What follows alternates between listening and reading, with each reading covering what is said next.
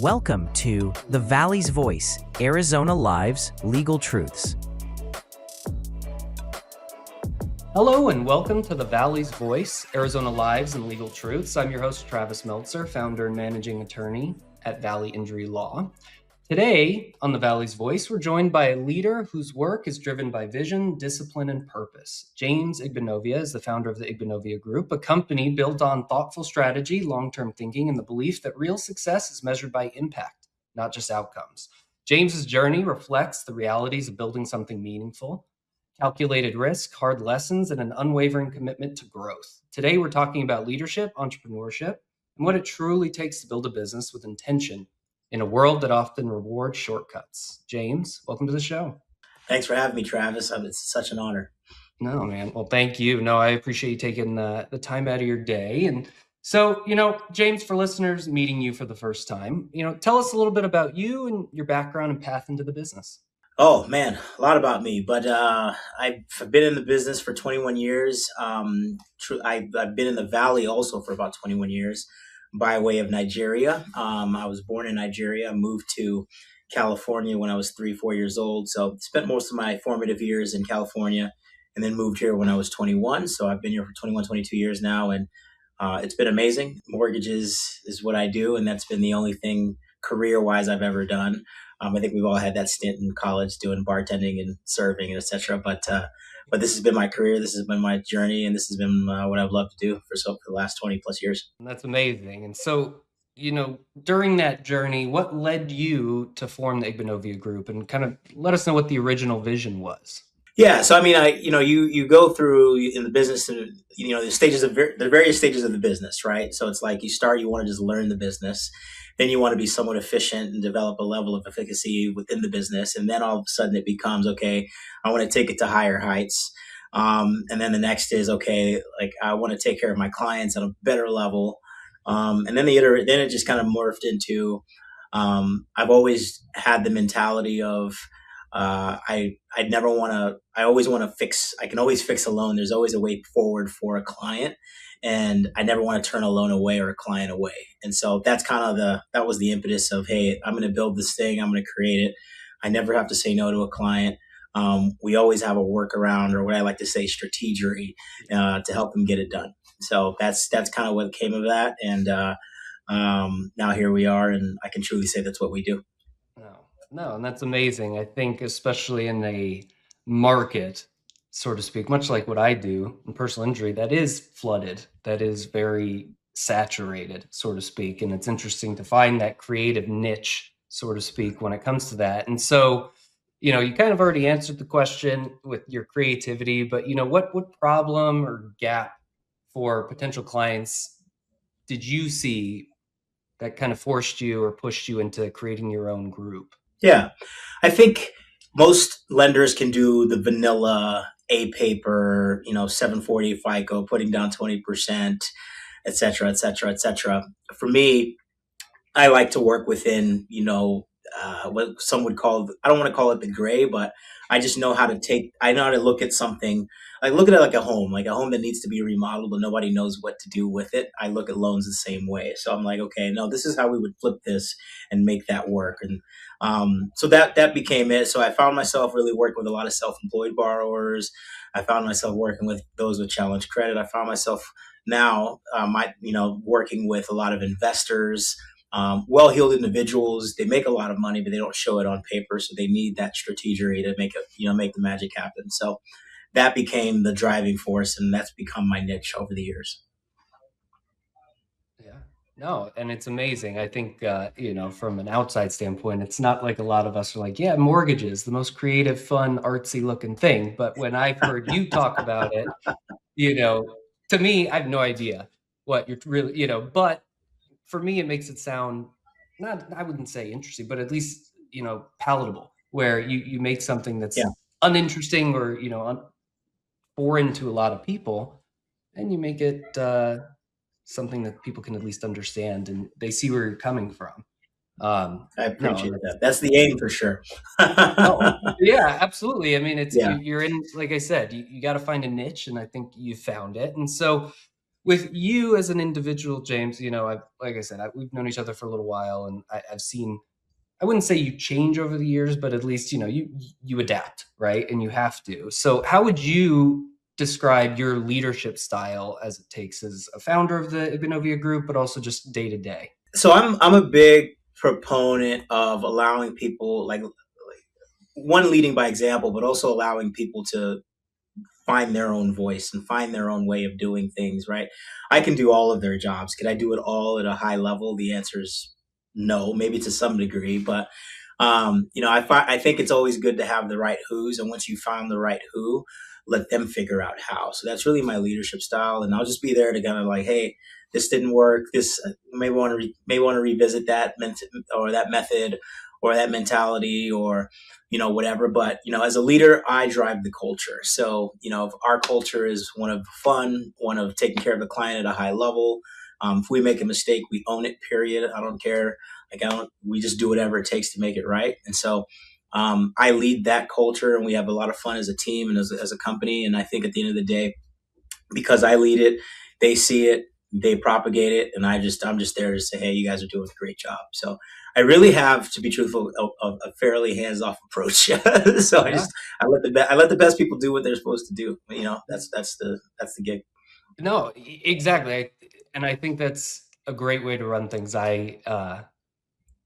For better or worse, do the same. And I think, you let people, make mistakes and learn. And that's how I learn is by hands-on, making those mistakes or fixing mistakes, really. Like, can it be fixed? And you really kind of see people for who they really are, and the biggest decision you have to make is finding the right people, right? That's the struggle.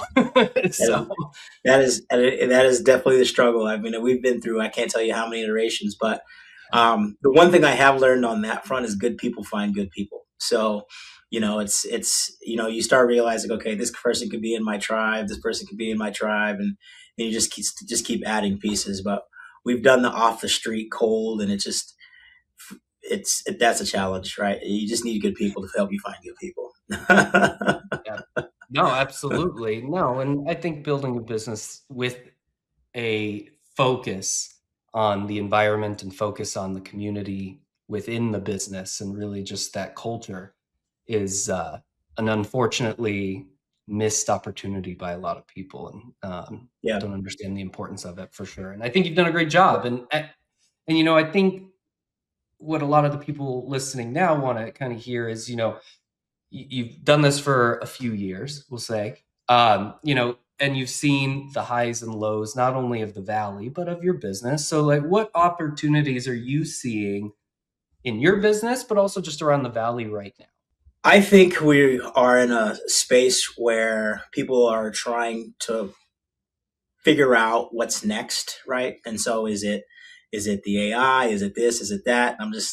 I I'm kind of old school, so I'm a belly to belly, eyeball to eyeball kind of individual, and so um, I think the thing that I see that's missing the most is that like the relational aspect of doing business, and I, anytime I hear of somebody that's struggling or they want to ramp up their business or whatever, and they start looking at all this newfangled stuff, and I'm just like, listen,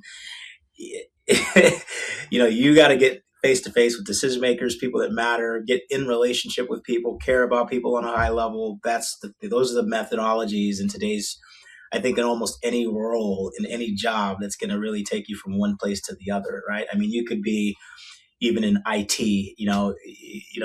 your next 5x pay raise could come from somebody you've networked and met with, and you have no idea what degree of separation they're going to come from. So Yeah. I don't know. It's that real human interaction. That's the thing I would say is missing the most right Oh, agree. No, I mean, you're on the right podcast because I completely agree. now. I think, to fight the world of AI or like the Yeah. evolution of I think is ridiculous. But I think what's going to separate personally the businesses that are going to maintain through this like AI bubble are the ones that maintain the humanity and are able to really, you're right, utilize AI while also understanding that your customers are people. They don't care to talk to an AI bot all the time. Yeah. They don't.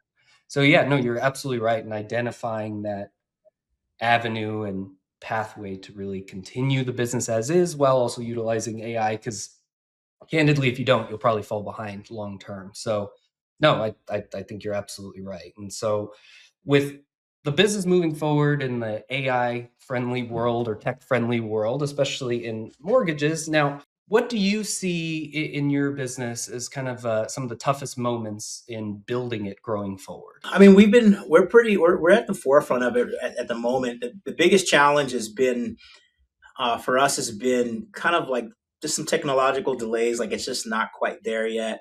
Some of the responses. I mean, we've got a full on person that calls and I say person.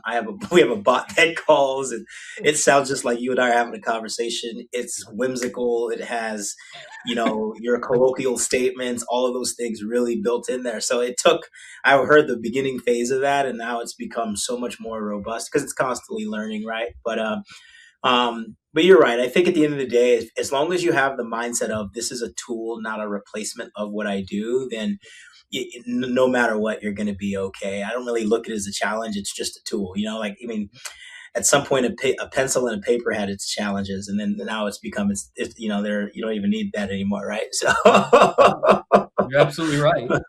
No, exactly. so Yeah, you're right. I think people are looking at AI as candidly. I mean, you referred to her as somebody that they're looking at AI as an unfortunate employee replacement. Where I think when moving forward, you're right. It's a tool, and I think if you look at it as anything else, I think you're setting yourself up for failure, and yeah, not only as a business, but also just as a human, because people talk, right? So when you're looking in your industry, you're like, well, I just got replaced by an AI bot that has no personality. So because my company wants to save a couple bucks. So yeah, no, you're absolutely right. And yeah, we do the same thing here with the AI backup receptionist. So yeah, it's yeah, 100%. Yeah, unique for sure. And so, no, I mean, moving in this world again, it's such a unique place, but we're fortunate enough to be in the Valley in Phoenix, Arizona, and Arizona in general, where it's a very big, growing, sprawling market again. So, how in this sprawling market, when you're talking to a client, how do you think about like long-term growth when they're kind of talking to you about investment properties versus like a short-term win? So, how do you kind of analyze that with your client? yeah. I don't know that those things are mutually independent of each other. I think they're all the same. My approach is very needs based. Like I've told a lot of people this. I've never sold a thing in my life. You've come to me with generally some sort of a problem. I've asked a lot of questions, a lot of whys, so I can help you figure out the how. Right, and so. Sometimes it's a combination. Sometimes it's just a short term win. Hey, I just need a bridge from this point to that point. Great. Sometimes it's but I mean, to know that, I obviously need to know the whole picture. One of my favorite questions to ask is, in a perfect world, how would you draw this up? And then they'll tell me what they think, should exist in the finance world. And sometimes they're way off and sometimes it's very possible, and so, Yeah, exactly. my thing is ultimately, I want to get to know the client. I want to get to know you. I want to get to understand you. I want to provide you a solution that 100% meets your needs. And if there's ever a scenario where you're walking away feeling like, man, that's not really what I wanted, then I didn't do my job, and that doesn't make me feel good at all. So Yeah. No, that's my I think, approach. Yeah. yeah, for sure. And I think getting to, more of what your client wants, whether it's appropriate, whether it's realistic, it's those expectation setting conversations that differentiate, I think, long-standing businesses to people that write not so nice Google reviews. So it's the world we live in, right? And so talking to clients, you kind of mentioned it a little bit. My clients do the same thing where they will Google the question before they ask me, so they have an answer that they think is right, which sometimes is and sometimes isn't. How do headlines, news reports, something like that, and hype even kind of distort smart decision making that you see every day? Yeah. So this is a daily thing for me.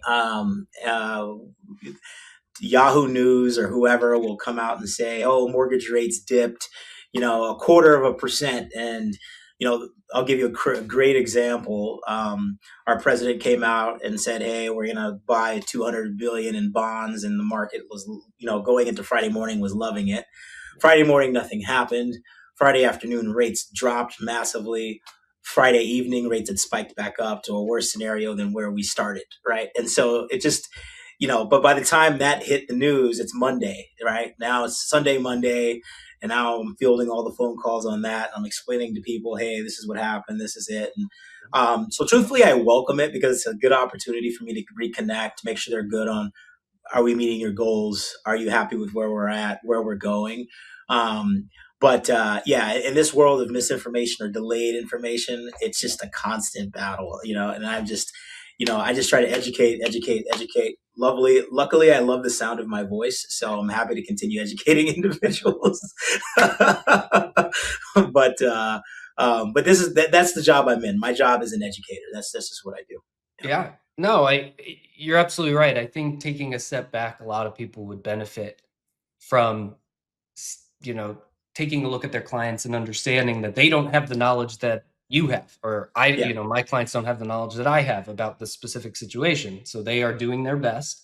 And so we need to not hold their hand, so to speak, but really guide them and just have Yeah. an understanding and a real, like you like to say, belly to belly conversation about what's expected. No, you're absolutely right. And so on that, what advice would you give someone looking to build a business or an investment portfolio today?